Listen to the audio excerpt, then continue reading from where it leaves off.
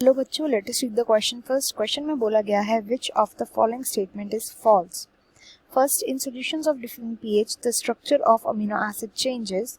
Second, protein is a homopolymer. Third, non-essential amino acids are synthesized by animals. And fourth, dietary proteins are source of essential amino acids. तो हमें बताना है इनमें से false statement कौन सा है। की concept जो यहाँ पे यूज होगा वो होगा प्रोटीन्स का। प्रोटीन्स की हम स्टडी करेंगे।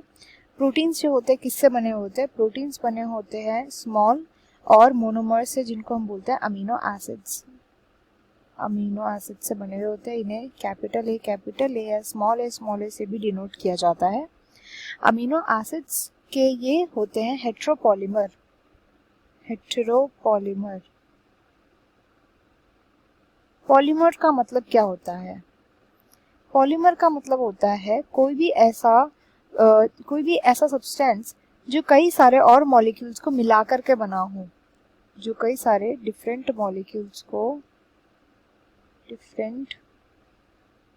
मॉलिक्यूल्स को ऐड करके बना हो, एक वैसा मॉलिक्यूल, उसको बोला जाता है हेट्रोपॉलीमर। हेट्रो का मतलब क्या होता है कि डिफरेंट। जब डिफरेंट टाइप ऑफ मॉलिक्यूल्स आपस में ऐड करके एक बड़ा मॉलिक्यूल बनाते हैं तो वो होते हैं हेट्रोपॉलीमर। प्रोटीन एक हेट्रोपॉलीमर है। यहाँ पे ऑप्शन सेकंड में बोला गया प्रोटीन एक होमोपॉलीमर है, विच इज इनकरेक्ट।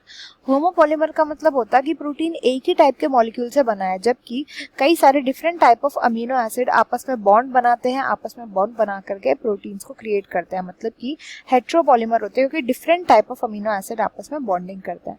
तो इसलिए ऑप्शन सेकंड जो है यही हमारा राइट आंसर हो जाएगा, जो हमें शुरू में पता चल गया। एक बार बाकी ऑप्शंस की भी बात करते हैं। सबसे पहले स्टार्ट करते हैं ऑप्शन 1 से। ऑप्शन 1 में बोला गया कि जैसे जैसे सॉल्यूशन का पीएच चेंज होता है वैसे वैसे अमीनो एसिड का स्ट्रक्चर भी चेंज होता है, which is correct. Amino acid जो होते हैं यूजुअली न्यूट्रल पीएच के अंदर कैसे होते हैं? इनका स्ट्रक्चर होता है, यहाँ पर होता है हाइड्रोजन, एक R ग्रुप प्रेजेंट होता है, COO minus and NH3 positive. तो ये ज़्यूटर आयन के फॉर्म में प्रेजेंट होते हैं न्यूट्रल पीएच के अंदर। अब इसी न्यूट्रल पीएच को अगर हम ज्यादा कर दें, मतलब कि न्यूट्रल की जगह अगर हम एसिडिक पीएच कर दे, तो एसिडिक होने की वजह से यहाँ पर ये जो COO यहाँ पे जो ये प्रेजेंट है COO, ये न्यूट्रलाइज होकर के COOH हो जाता है। तो यहाँ पर COO का स्ट्रक्चर यानी कार्बोक्सिलिक ग्रुप जो है इसका स्ट्रक्चर चेंज हो गया, COOH बन गया। वेयरएज अगर हम इसको बेसिक कर देंगे इसके पीएच को, तो क्या होगा? बेसिक करने की वजह से जो NH3 है, NH3 का स्ट्रक्चर चेंज होकर के यहाँ पे NH2 हो जाएगा। तो यहाँ पे अगेन स्ट्रक्चरल चेंज होगा। तो जैसे जैसे पीएच चेंज होता रहता है वैसे वैसे ही अमीनो एसिड का स्ट्रक्चर भी चेंज होता रहता है, उसकी सोल्युबिलिटी भी चेंज होती रहती है, उसका चार्ज भी चेंज होता रहता है। तो first option is correct. Next option में बोला गया है third option, non essential and essential amino acids की यहाँ पे बात की। नॉन एसेंशियल अमीनो एसिड कौन कौन से होते हैं पहले वो देखते हैं। नॉन एसेंशियल, जिसके नाम में आ रहा है कि ये एसेंशियल नहीं है, इसका मतलब ये नहीं होता कि एसेंशियल नहीं होते, बट ये वो अमीनो एसिड्स होते हैं जो कि हमारी बॉडी सिंथेसाइज कर सकती है। अब क्योंकि हमारी बॉडी में इनका इजीली सिंथेसिस हो जाता है तो इसलिए नॉन एसेंशियल होते हैं। तो ऐसे 11 अमीनो एसिड्स होते हैं जो कि नॉन एसेंशियल होते हैं, जो हमारी बॉडी में बना लिए जाते हैं। बट जस्ट इसके अपोजिट होते हैं एसेंशियल। एसेंशियल अमीनो एसिड्स वो अमीनो एसिड्स होते हैं जो हमारी बॉडी सिंथेसाइज नहीं करती, हमारी बॉडी के अंदर प्रोड्यूस नहीं किए जाते, इस वजह से एसेंशियल होते हैं।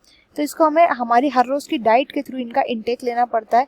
एंड ऐसे 9 अमीनो एसिड्स होते हैं जो एसेंशियल होते हैं हमारी बॉडी के लिए। तो अब बोला गया कि नॉन एसेंशियल जो है वो सिंथेसाइज कर जाते हैं बाय एनिमल्स। तो ये भी करेक्ट बात बोली गई है कि जो नॉन एसेंशियल अमीनो एसिड होते हैं वो सिंथेसाइज कर लेते हैं। एंड डाइटरी प्रोटीन्स, जो डाइट मैंने बोला है इसमें मोस्टली जो एनिमल डाइट होते हैं, ऐसे प्रोडक्ट जो हमें एनिमल से मिलते हैं जैसे एग हो गया, फिश हो गया, मीट हो गया, ये बहुत ही ज़्यादा इन एसेंशियल अमीनो एसिड में रिच होते हैं। तो इनके अंदर डाइटरी प्रोटीन्स जो होते हैं वो सोर्स होते हैं एसेंशियल अमीनो एसिड का। तो ये भी बात एकदम सही बोली गई है। तो यहाँ पे option first, third and fourth are correct, option second incorrect है, एंड इसलिए यही इस क्वेश्चन का राइट आंसर हो जाएगा। जो ऑप्शन सेकंड है यहाँ पे वही राइट आंसर हो जाएगा इस क्वेश्चन का। I hope you understood it well. Best of luck and thank you.